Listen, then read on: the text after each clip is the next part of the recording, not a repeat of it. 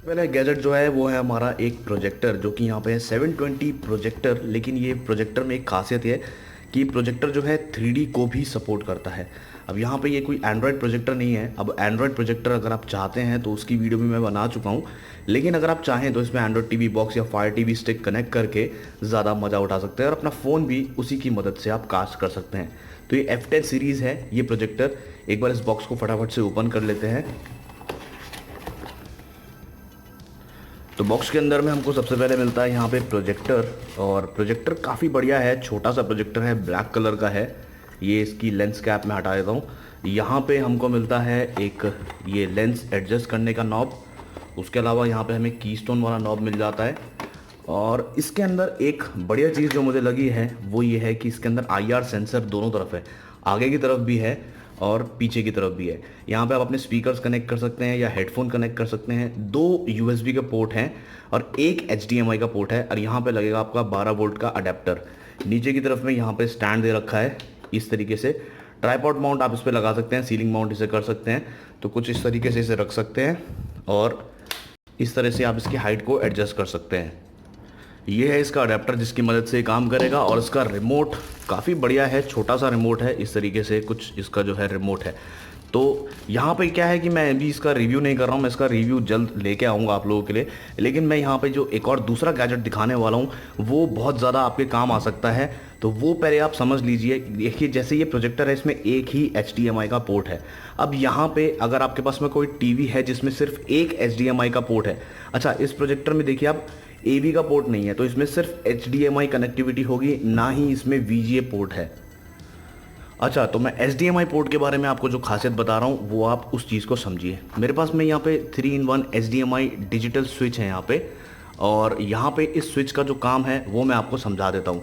अब मान लीजिए इस तरह का प्रोजेक्टर आप यूज़ कर रहे हैं जिसमें सिर्फ एक HDMI पोर्ट है, और या फिर ऐसा हो सकता है आपके पास में कोई टीवी है जिसमें सिर्फ एक HDMI पोर्ट है। अब ऐसे में क्या होता है, आपने एक HDMI पोर्ट पे तो मान लीजिए अपना सेट टॉप बॉक्स कनेक्ट कर रखा है टीवी पे, और दूसरे HDMI पोर्ट पे कभी आप अपना लैपटॉप कनेक्ट करना चाहते हैं या फायर टीवी स्टिक या एंड्रॉयड टीवी बॉक्स, तो उसके लिए बार बार आपको HDMI की तार निकालनी पड़ती है, और फिर दूसरे बॉक्स की या दूसरे जो भी आपका गेमिंग कंसोल है कुछ और जो आप कनेक्ट करना चाहते हैं उसकी तार आपको लगानी पड़ती है। तो उस केस में आपको बार बार टीवी के पीछे से HDMI की तार हटानी पड़ती है। तो वहाँ पे उसका सोल्यूशन है ये 3-in-1 डिजिटल स्विच HDMI वाला। ये 4K को सपोर्ट करता है। तकरीबन 500 रुपये इसका प्राइस है। एक बार से ओपन कर लेते हैं। तो यहाँ पे इसका जो प्रॉफिट है वो मैं आपको बता देता हूँ। ये जो HDMI स्विच हमको मिलता है, तो इसको हमें क्या करना है, अब आप अपने प्रोजेक्टर पे इस तरीके से इसे कनेक्ट कर सकते हैं या फिर अपने टीवी पे कनेक्ट कर सकते हैं, और बस अब आपके पास में यहाँ पे एक की जगह 3 HDMI पोर्ट्स बन जाते हैं। यानी कि अब आप 3 डिवाइस कनेक्ट कर सकते हैं अपने टीवी पे, प्रोजेक्टर पे आराम से। और उसके बाद में यहाँ पे एक बटन दे रखा है और 3 लाइट्स हैं, 1, 2 और 3 HDMI पोर्ट की। तो 3 आपके जो भी बॉक्स लगाना चाहते हैं या लैपटॉप लगा, उनको आप हमेशा यहाँ पे HDMI के केबल कनेक्ट करके रख सकते हैं, और इस स्विच की मदद से आप उनको स्विच कर सकते हैं। तो जैसा मैंने कहा कि अभी मैं इनका रिव्यू नहीं कर रहा हूँ, मैं इनका रिव्यू जल्द लेके आऊँगा। लेकिन वैसे काफ़ी बढ़िया प्रोडक्ट है, क्योंकि मैं इसको पहले भी यूज़ कर चुका हूँ। ये तो मैंने नया मंगवाया है क्योंकि मुझे इसकी ज़रूरत थी। तो जहाँ पे आपका सिंगल HDMI पोर्ट होता है वहाँ पे आप उसको 3 स्लॉट बना सकते हैं। अब चलते हैं नेक्स्ट गैजेट की तरफ, जो कि काफ़ी ज़्यादा यूज़फुल है। हमारा जो अगला गैजेट है वो है ये LCD ड्राइंग बोर्ड। एक्चुअली में ये एक टैबलेट है, 8.5 इंच के आसपास इसकी स्क्रीन है।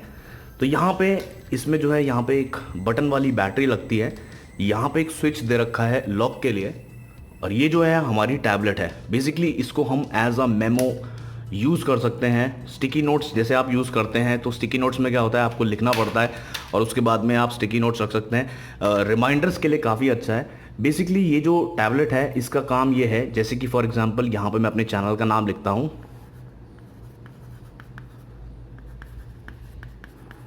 ठीक है, तो मैंने यहाँ पे चैनल का नाम लिख दिया है कुछ इस तरीके से।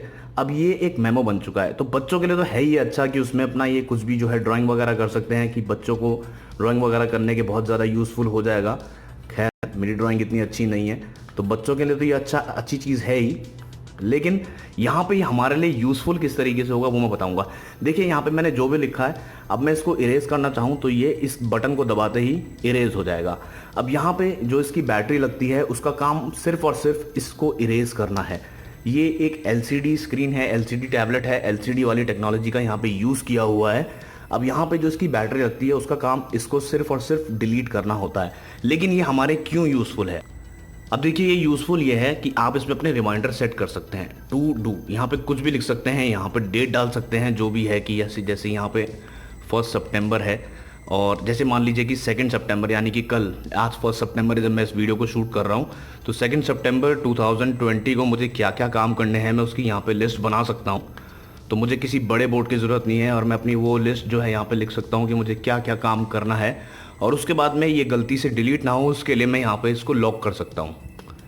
तो मैंने इसको लॉक कर दिया है, और अब बटन दबाने के बाद में अब ये डिलीट नहीं हो रहा है। तो इस तरह से मैं अपने रिमाइंडर सेट कर सकता हूँ और इसको अपने वर्क स्टेशन पर रख सकता हूँ, ताकि जब मैं नेक्स्ट डे वर्क करने के लिए आऊँ तो मैं कुछ भी भूलूँ ना। तो इस तरह से मैं इसको रिमाइंडर सेट कर सकता हूँ, एज अ रिमाइंडर के लिए, एज अ मेमो के लिए काफ़ी अच्छा है। और जब मेरा काम हो जाएगा उसके बाद मैं लॉक बटन को हटा के यहाँ से इसको रिमूव कर सकता हूँ। तो काफ़ी बढ़िया है। आप दिन ब दिन जैसे अगर चाहते हैं, आप अपने वर्क स्टेशन पे आप काम कर रहे हैं, तो आप इसको जो है लॉक बटन को ऑन करके रखिए। अब जो भी आपके नोट्स हैं आप उसको इस तरह से अपने नोट्स को यहाँ पे लिख सकते हैं, कुछ अपने नोट्स को, और जो भी आपके नोट्स हैं, और गलती से वो डिलीट नहीं होगा क्योंकि हमने जो है इसको यहाँ पे लॉक कर दिया है। तकरीबन 300-350 रुपये की आती है टैबलेट, बहुत ज़्यादा यूज़फुल है, स्टूडेंट्स के लिए भी अच्छा है और प्रोफेशनल्स के लिए भी अच्छा है। तो ये हैं आज के गैजेट्स जो मैंने आपको दिखाए, और ये जो इसका स्टाइलस है ये प्लास्टिक का है, यहीं पे इसको जो है हम होल्ड करके रख सकते हैं। तो ये जो गैजेट्स हैं अगर आपको पसंद आए हैं तो वीडियो को लाइक ज़रूर कीजिए। खरीदना चाहते हैं तो वीडियो के डिस्क्रिप्शन में मैंने लिंक दे दिया है, और अगर इन दोनों का पूरा रिव्यू चाहते हैं तो मुझे कमेंट्स में ज़रूर बताइए, मैं कोशिश करूँगा इन दोनों का पूरा रिव्यू जल्द जो है आपके लिए लेके आऊँ।